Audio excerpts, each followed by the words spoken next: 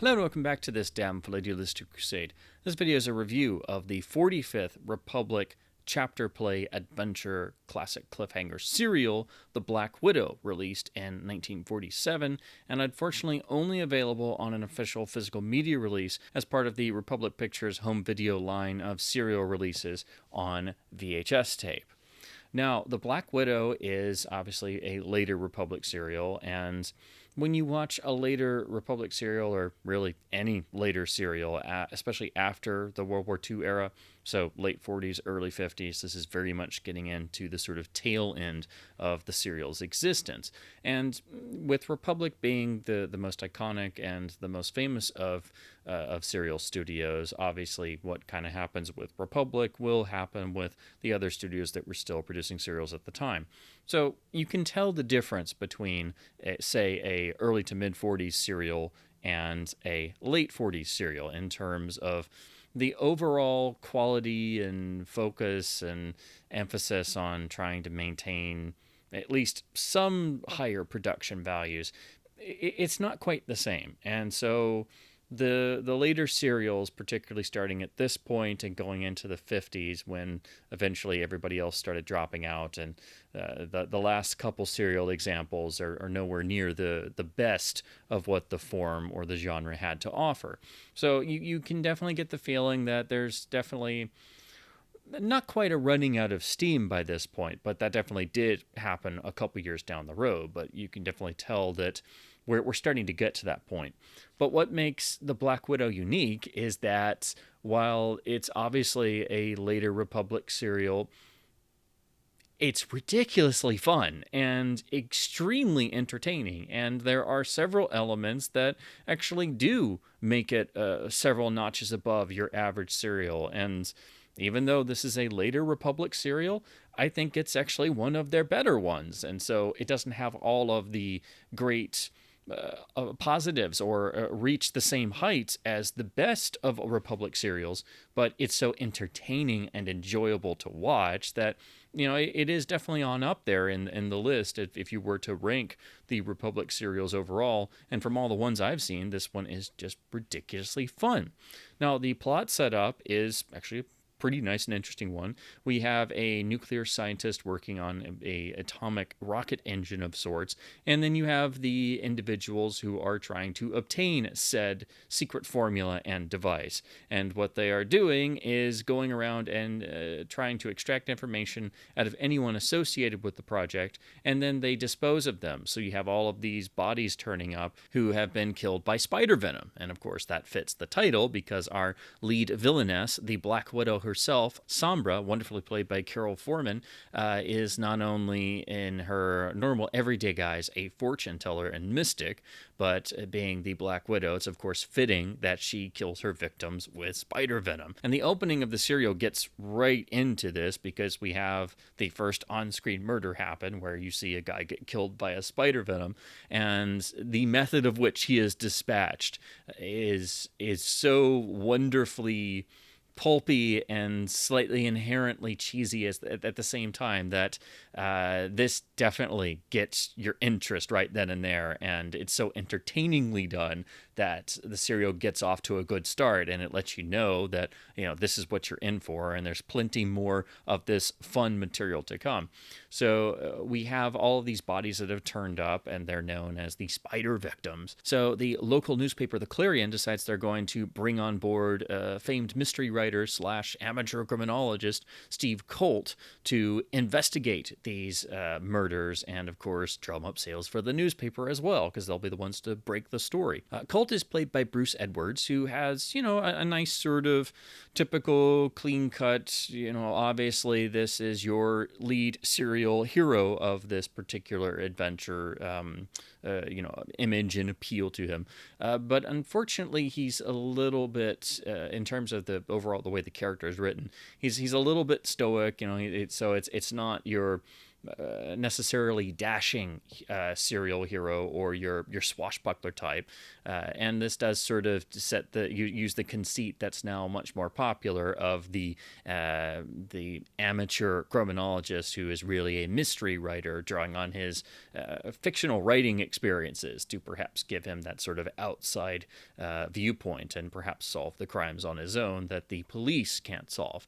But he's paired up with obviously a representative from the newspaper, and that is of course ace reporter Joyce Winters, played by Virginia Lindley, who is, obviously very much in the sort of Lois Lane mold as a tough go-getter type reporter. But what makes this serial really entertaining, and what helps make the hero seem a little less stoic, is the fact that our girl reporter character, if you will, has a real sarcastic sense of humor, and they have a wonderful banter back and forth the whole serial. And their attraction is obvious, but of course they're never going to acknowledge or admit or understand that. But it's the banter between the two that really works and helps to sell a lot of the sequences. And in particular, the fact that she has such a degree of sarcasm that it makes the characters seem more three-dimensional and thus more entertaining and engaging in every chapter, and then getting into the set pieces and the cliffhangers than they would normally be. So it's this sense of humor between our two leads that make them so much more engaging, and it adds a certain delightful quality to watching this serial. So this, right off the bat, is probably the biggest sort of differentiating between what would be a lesser, later Republic serial, because while you don't have all of the extreme positives of the earlier ones, here in The Black Widow, you've at least got our leads with a sort of snappy dialogue with a little bit of wisecracking. It's obviously not quite to the levels of, say, a Thin Man film, but you have a degree of that here, and that is so rewarding in terms of making this serial a little bit special. Also, we have a rather interesting sort of cast of other characters and supporting players in terms of all of the sort of villains team. Sombra is not on her own. She's actually the daughter of King Hitolmu, who has plans for world domination, and he sent his daughter out to retrieve this new scientific breakthrough so he can utilize this in his plans for world domination. But he actually is somewhere on the other side of the world. We don't quite know where, but the way they communicate is Sombra actually uses this complicated machinery and actually summons her father to her secret lair and discusses everything with her father and her plans and the henchmen, and they have their sort of villains conference.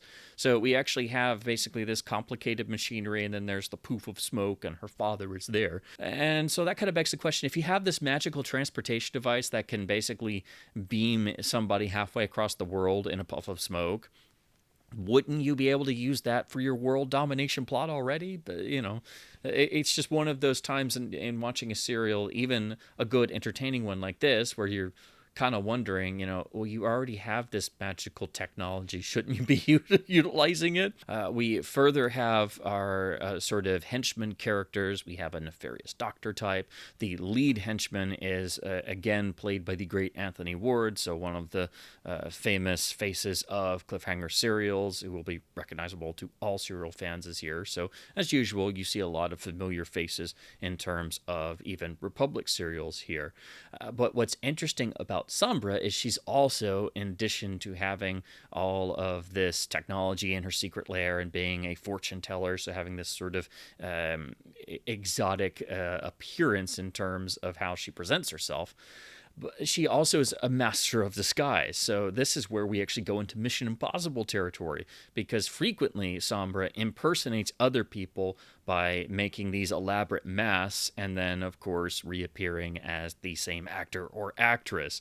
So you have a lot of sort of villain in disguise being a sort of doppelganger moments. And, of course, we have to wait for the sort of amusing camera pan over Sombra going to put the mask in the the wig on, and of course the camera then pans away, and then we come back, or there's a sort of dissolve built into a shot. Then obviously you have the same actor as the person being imitated, now getting to sort of play a dual role version of themselves. And then they even dub Sombra's voice in certain parts before she starts imitating their voice.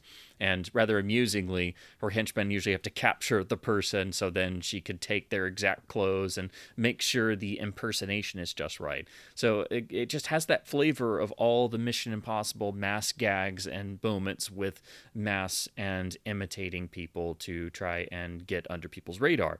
So I just thought that was rather fascinating and amusing, and another particular little aspect of this serial that helps to make it unique. There are, again, plenty of other really fascinating sort of side characters. There's one in particular.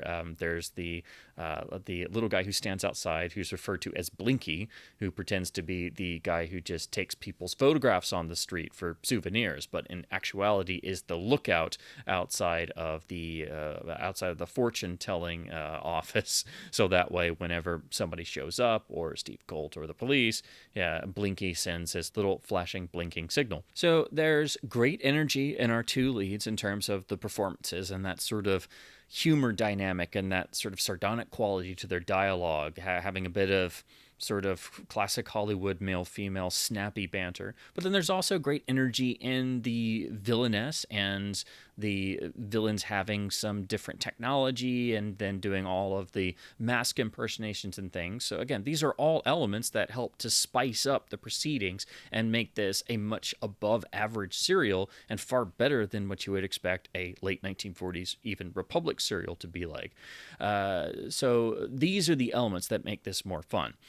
Because the actual story is, in terms of the overall chapters, it's still relatively just like another serial with a sort of sabotage or spy gang, because here they're trying to either obtain elements or stop elements from being used in order to further King Ptolemy's world domination scheme. So you could basically reimagine this as, say, an earlier serial with a gang of saboteurs or a gang of spies trying to steal secret plans, and it's the same sort of a plot setup in terms of the overall structure of how this serial was designed. So it's very much in keeping with a traditional serial form, but it's these other elements added in that make it feel a bit unique, and it's the wonderful sort of spice that adds such flavor that makes this serial above average and really entertaining, when otherwise it could be rather straightforward and thus feel a little bit on the dull side. This again has Spencer Gordon-Benet in the director's chair, but as with most serials, he actually co-directed it with another director, because serials were so much work, usually you had a team or pair of directors who handled the whole thing, and his co-director here was Fred C. Brannon. Now, in terms of the overall effectiveness of the serial and how the action is handled, the action is actually quite good. It's very much still a lot of large fistfights in big areas. You don't quite have the same degree of property destruction in terms of all the inanimate objects getting smashed like you do in Haunted Harbor, for example, that Benet directed. But, you still get a little degree of that. However, what's interesting is there does seem to be an attempt to get some more dynamic visuals in terms of there is some alternating of the camera angles, there is some cutting, there is some attempt to get some more striking visuals in terms of some of the camera angles instead of having a more static sort of not completely long takes, but usually the Benet directed sequels were much more static in how the fights were handled. But here it's nice to see that there was some attempt made to make the fight seem more dynamic. It's still nowhere near what you'd see in a William Whitney, John English co-directed serial, which are the pinnacle of the form and some of the most dynamic fights ever staged. However, it's at least trying to get some of that, and that is very much appreciated because it does make the fights feel more intensive, it keeps the drama going, and it doesn't let things get very static. There's some particular moments that are really striking, because not only do you have, as in a lot of serials, guys climbing up on things to then dive down on top of the heroes in a more dramatic beat, but there's some of those where they're actually diving towards the camera, so you get a much more dynamic visual and something that actually gets you invested again. In terms of the cliffhangers, they are all quite good, but as some serial experts have noticed, as with a lot of later serials, in order to deal with lower budgets and more limited production values and to stretch dollars further, there is some working in and reusage of earlier shots or explosions from previous Republic serials.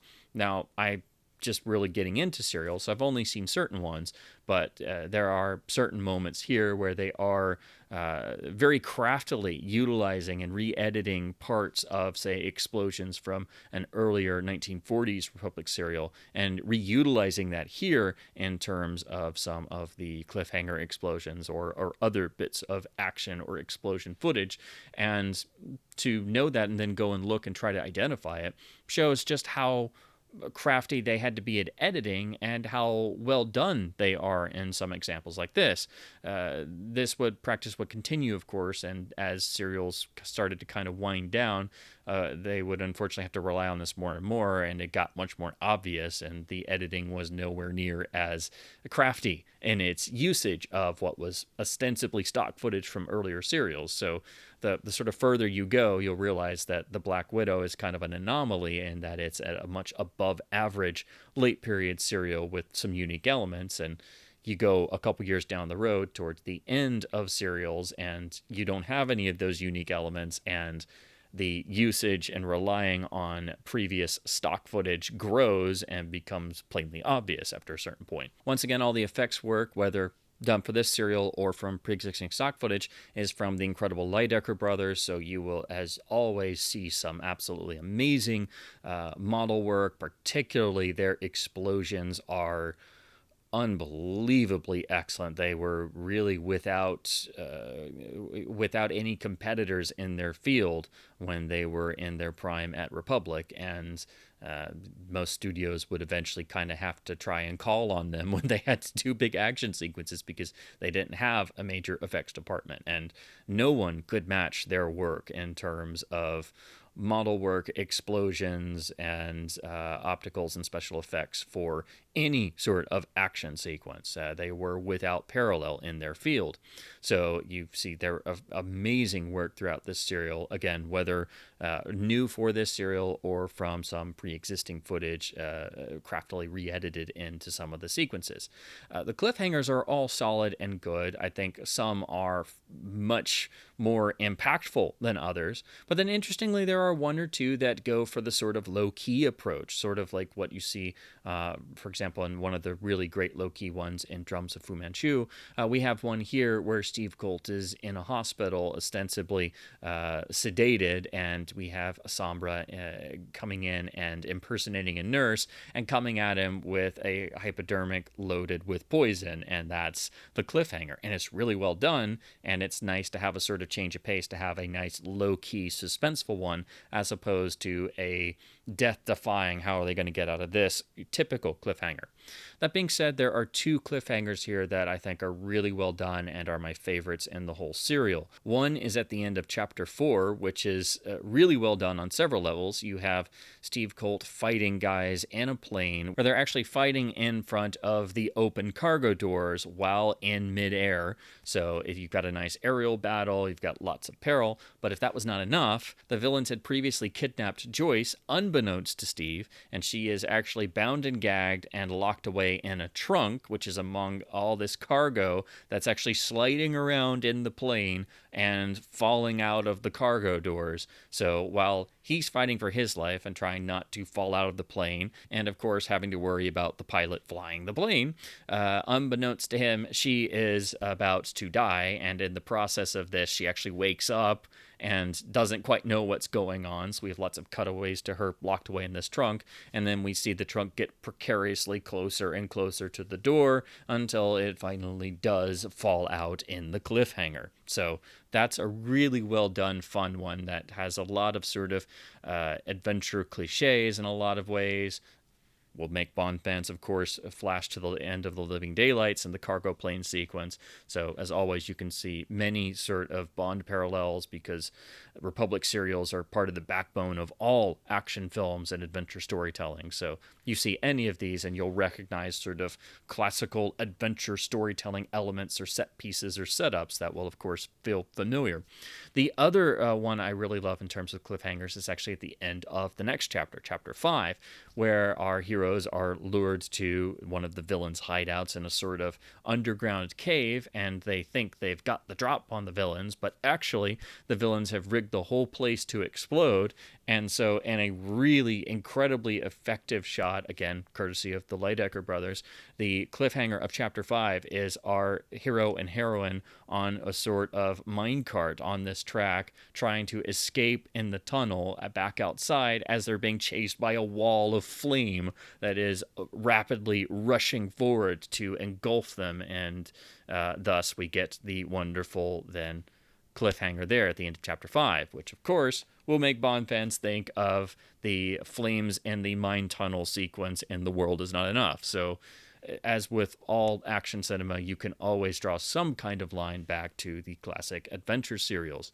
Those in particular are just my two personal favorite cliffhangers in this. So even while most of the cliffhangers are a bit more on the simple side, they're still effectively staged and done, and you always need the great cliffhanger in any serial to keep the audience invested and want to come back for the next chapter. Now, to talk about the serial's overall structure and its overall effectiveness, this is actually slightly longer. It runs for not 15, but 13 chapters. So it's one chapter more than the typical sort of Republic established standard of 12 chapters.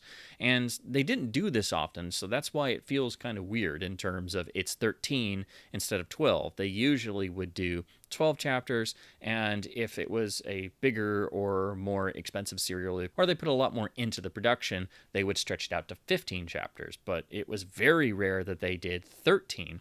And I think the reason they did that here is we do have one of the recap chapters, which is chapter 9. Now, this is something else that Republic also kind of pioneered. The recap chapter is essentially what you do at some point towards the end of a serial for people who maybe didn't catch previous chapters. It was also a means of padding out runtime, or done for reasons of if you had a chapter with only a short amount of story for the cliffhanger and you wanted to build up to having the full number of chapters, but for whatever reason you didn't have enough time or enough material written, you had these recap chapters that would also basically do a summarized version of all the chapters up to that point.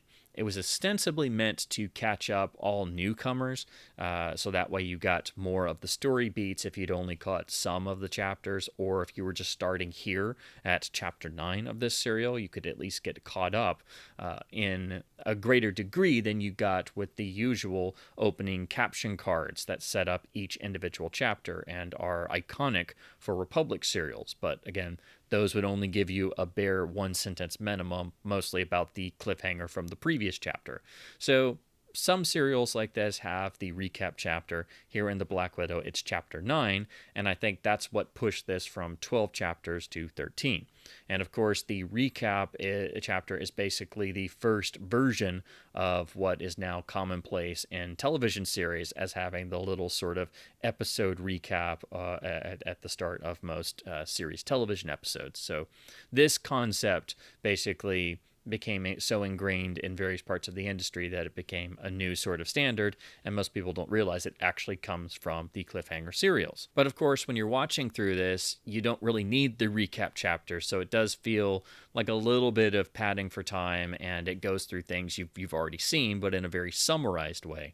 So it obviously, it's not the most fun chapter to watch, but it was simply part of the design of certain serials.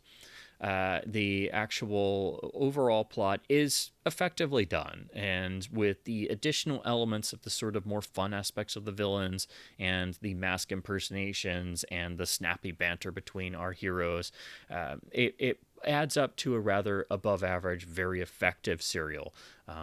If you look past that, though, there are some elements of the plot that do seem a bit questionable. For example, our hero figures out that somehow there is a fortune teller tied into the various murders, and he's already gone and seen Sombra, the fortune teller, earlier in the serial.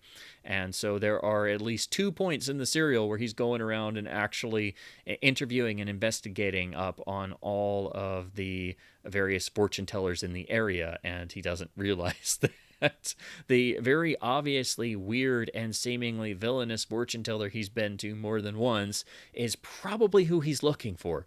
So, maybe that happening once would be fine, but it happens twice in the serial, which seems a bit odd, and kind of like, why would the writers have them do that? And maybe this was padding for time. I'm not sure. That was definitely the real head scratcher of this serial. The other would be, why does King Ptolemy have this magical teleportation device and not use it in his world domination scheme? Why does he need to go after the atomic rocket engine and the other stuff when he's got a magical way to just appear on other sides of the globe at will? But regardless of that, and regardless of maybe poking holes in some of the plot, this is a really fun serial. This is a serial that rises above its more limited production, and it's just fun. It has a sense of fun to it. And when we get towards the last couple chapters, there is a nice sort of change of the status quo, because after a certain point, Sombra is actually uncovered as the villain, and then that changes the sort of plot dynamics for the last couple chapters and does give it at least a little bit more of a climactic feeling, and so we don't have that sort of thing that does affect a lot of serials where it just gets to a point where it gets very repetitive until suddenly we're in the last chapter and everything suddenly ends. So because the villainess is unmasked after a certain point, I believe in chapter 10, that means the last couple chapters with this sort of altered dynamic, it makes the drama and the story play out a little bit differently, and it adds at least something different to, again, get the viewer's interest and keep it maintained. So that's always nice when a serial could do that. So again, this is an above average serial. It's a lot better than you would think for a 1947 Republic serial, and these sort of other unique little elements kind of elevate it over a lot of the other serials that were done at the same time. So like Haunted Harbor, it's the unique aspects of this serial that give it some nice flavor and make it stand out a little bit, and do elevate it overall in the Republic serial canon as one of the more underrated and one of the better serials that they ever produced. Now, unfortunately, like the vast majority of Republic serials, their preservation status is kind of all over the place, and most were only transferred in the standard def era when Republic started doing their own transfers, and then the vast majority of those only turned up on VHS releases. So here I have the 1991 dual VHS release from Republic Home Video. This is from their print source and is unfortunately the only official proper physical media release of this really entertaining, fun serial. Now, this is from 1991, so it does have their modernized Republic banner, and it has the sort of style they were going for with their serial home video releases. However, they did keep this similar design aesthetic, so it does actually blend with their earlier 1980s tapes, and then still further with the slightly later 90s tapes. I have an example of each of these here. So if you look at the rear, you'll be able to see it's sort of in between the 80s tape covers and the 90s tape covers, but this being 91, in terms of the layout imagery, is a little bit more plain than what we would see on tapes from, say, 1993. We do have the Republic Home logo in terms of Republic Pictures, who had taken charge of their video catalog by this time, instead of letting serials be released by entities like the Nostalgia Merchant, who did all of the early VHS releases before Republic actually took over their video releasing. Here we have the label for video cassette number 1 and the label for cassette number 2, because of course serials are multiple hours, which are far too long to fit onto a single VHS tape. Now, in regards to the overall picture and sound quality of this release, Like what you see on Haunted Harbor and any of the later VHS releases from Republic of their serials, once they had established this sort of rebranding of giving them a particular series unified design in terms of the covers and things, basically any of their serial VHS releases from like 1990 onward are of really nice quality, and they're far better than what turned up on the earlier 80s releases. They also have the benefit of having hi-fi sound, so you have the much better and quite wonderfully good in terms of very surprisingly high quality hi-fi track on a VHS as opposed to the noisy, much inferior linear mono track. It's just unfortunate that Republic didn't do all of their serial releases on Laserdisc. Only some got a Laserdisc counterpart. And since I've seen some of those when I'm looking at the VHS only ones from the 90s that have the much nicer masterings as compared to the 80s ones, you can definitely tell that this is basically, you can just imagine this being like you're watching a softer, lower res Laserdisc in terms of a Republic serial on LD.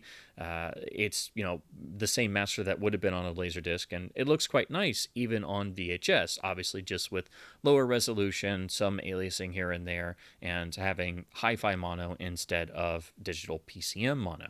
So these, even though you're talking about VHS, they're of a higher quality than you would expect, and they were as well done as they could have been at that time for standard F masters of serials that were obviously from the best surviving elements. So they do obviously have some baked in damage. You are going to see some occasional scratches, some frame wobble, frame tears, hairs.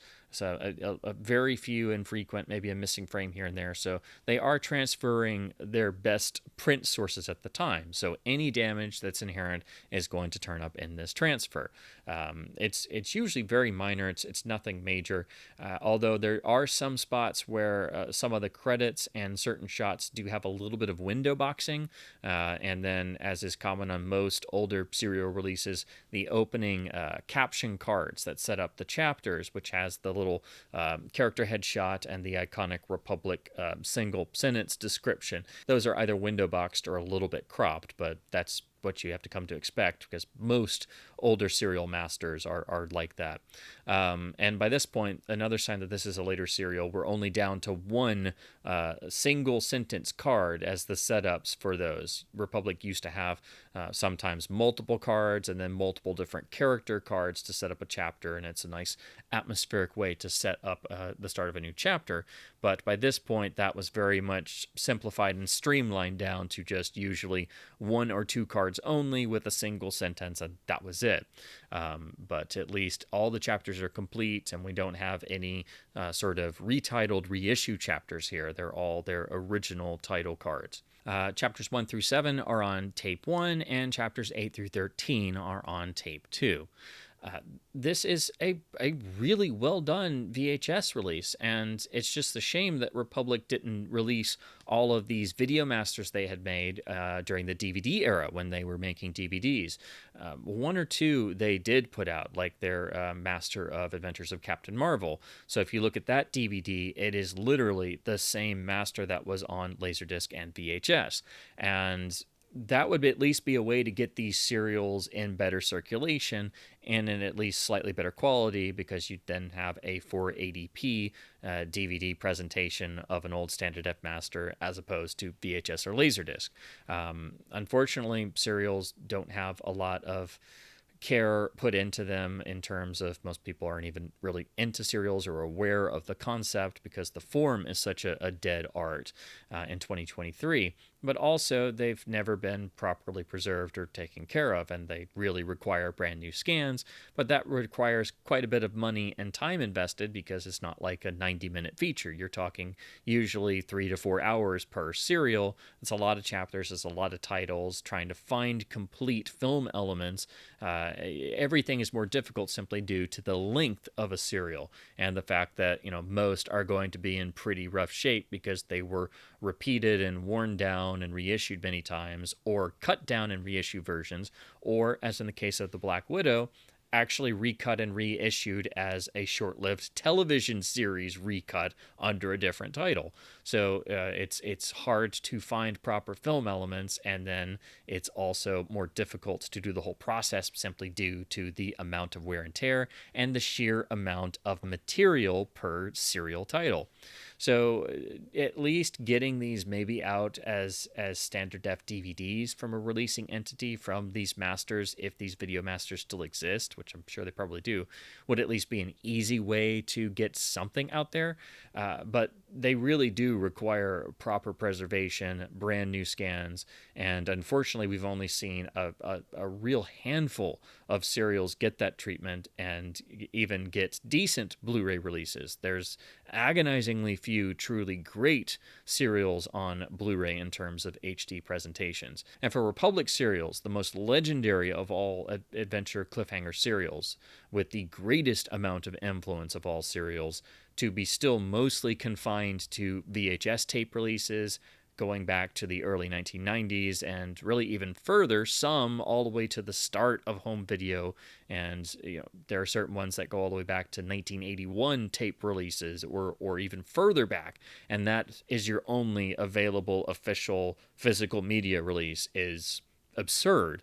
And so if you want to see these serials in their best possible quality on an official release, this is just unfortunately what you have to do.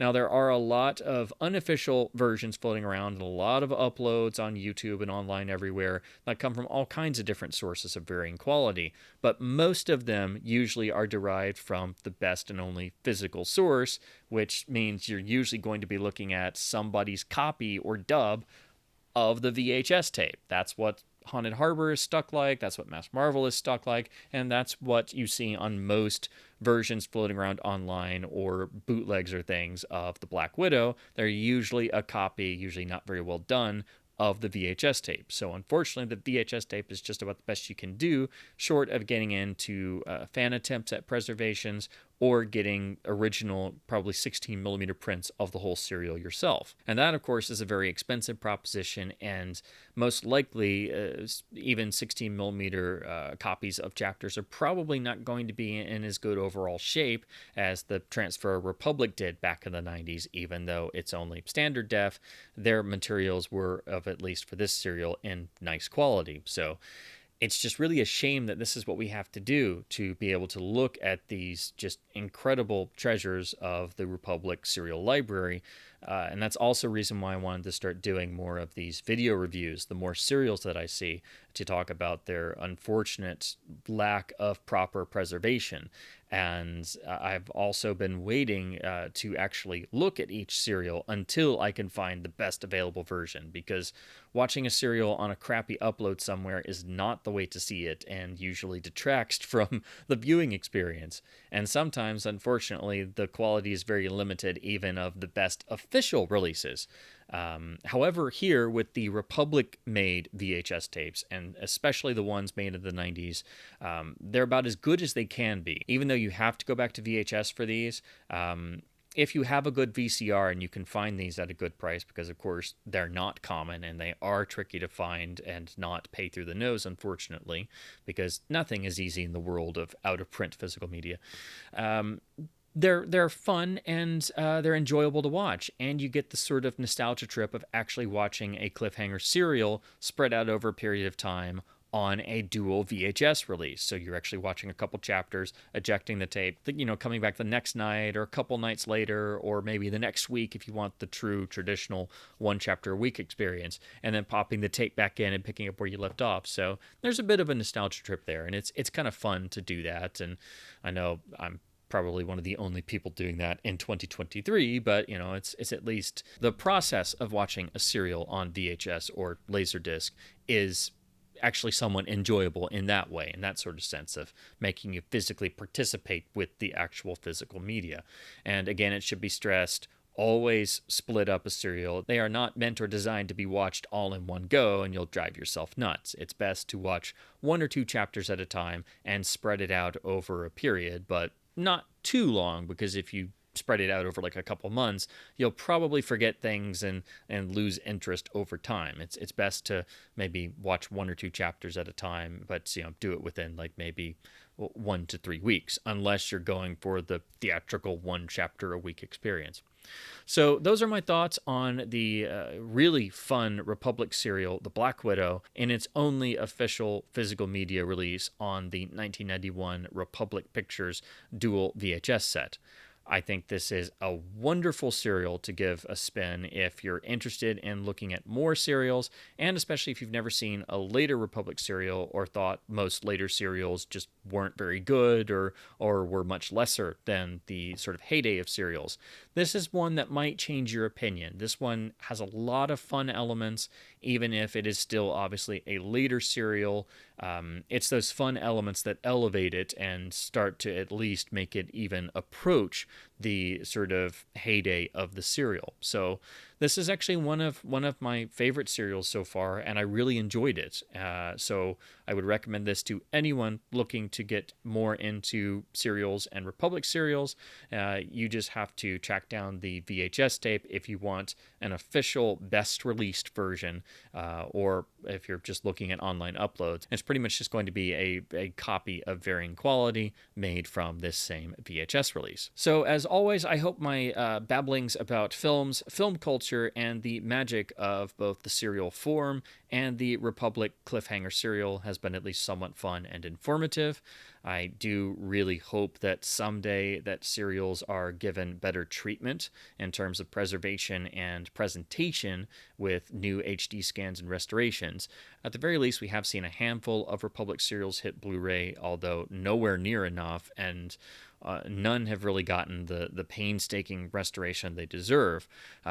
There are at least some positive moves forward with Universal doing a lot of new scans of their serials, but they've had VCI start putting those out on Blu-ray. So at least there is some serial activity on Blu-ray. So anytime you can support a modern Blu-ray release of a classic serial, I highly encourage you to do so, because the more numbers in terms of sales we can show, I think that will encourage more studios and rights holders to actually preserve more serials and make new scans for disc releases. So as I'd like to say, please do keep supporting your local stores you have around you by hopefully being able to find some of these very tricky to discover and unearth out-of-print releases of classic adventure serials, which unfortunately for most of them remain the only proper official way to see them in their best quality possible. And as always, thank you ever so much for watching.